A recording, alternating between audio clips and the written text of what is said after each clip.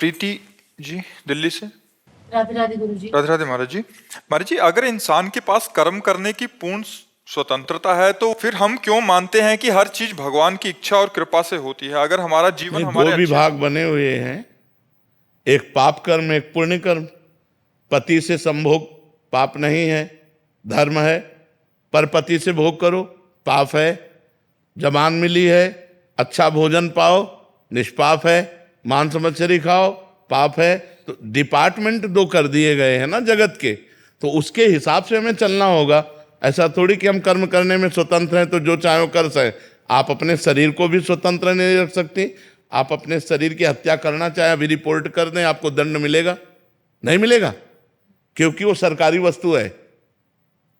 तो ये भागवतिक जगत, इसमें दो विभाग हैं, एक बुरा और एक अच्छा।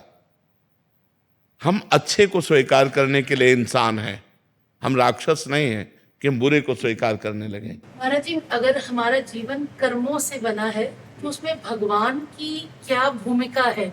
हम कहते हैं सब कुछ भगवान की कृपा से होता है, उनकी कृपा के बिना पत्ता भी नहीं हिलता। हमारी अच्छी सोच भी उनसे आती है, तो फिर हमारे तो सबसे पहले आपको किसने, कर्म ने उत्पन्न किया या भगवान ने? भगवान ने। ठीक है। कर्मों का विधान किसने बनाया? भगवान ने। ठीक है।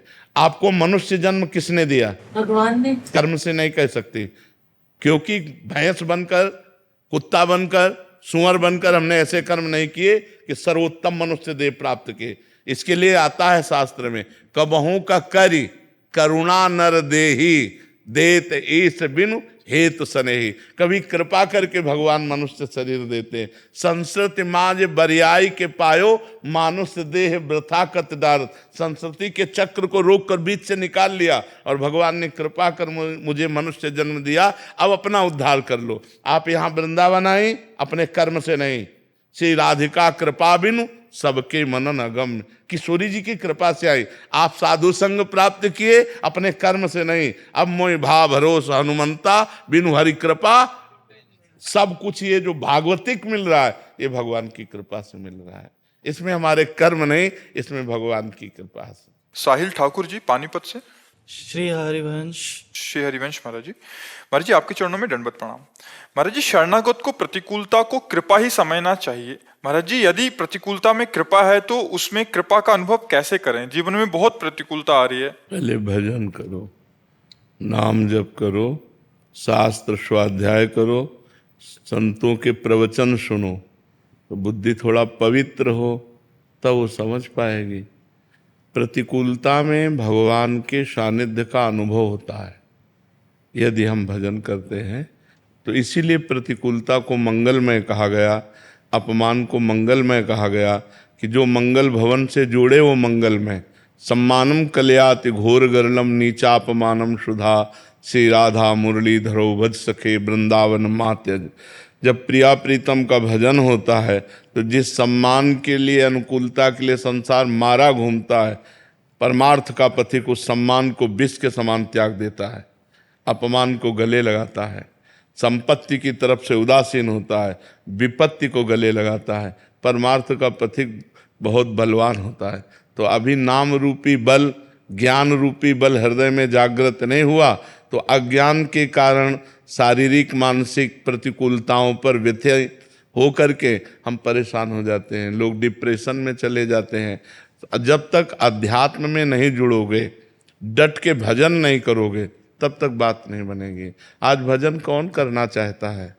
सब मनमानी आचरणों में खुशी होना चाहते हैं, मनमानी आचरणों में मस्त होना चाहते हैं। ऐसा कभी नहीं हो सकता।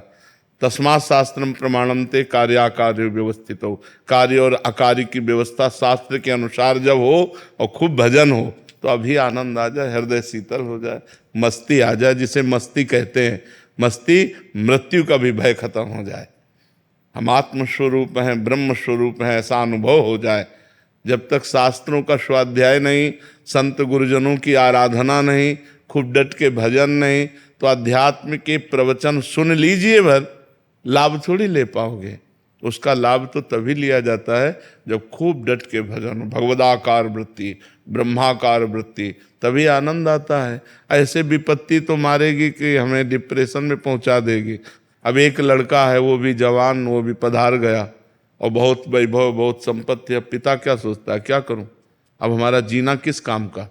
विपत्तियां तो ऐसी ऐसी हैं कि मतलब उनसे पार होना बहुत कठिन है, लेकिन यदि भगवान का आश्रय है, भगवान का भजन है, तो हर विपत्ति को रौंद कर वो भगवत प्राप्ति कर लेगा।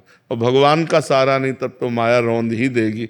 इसे माया को भवसागर कहा गया है। इसमें तैरने वाला मतलब ज्ञानी और नाव में बैठने वाला शरणागत भक्त, दो ही पार हो सकते हैं और कोई नहीं।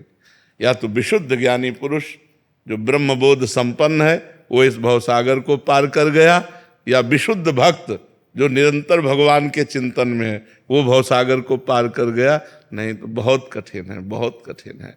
खूब नाम जप करो, अच्छे आचरण करो, पाप आचरण ना करो तो बुद्धि शुद्ध हो जाए। शुद्ध बुद्धि ही परमात्मा का आश्रय लेती है, अशुद्ध बुद्धि माया का आश्रय लेती है।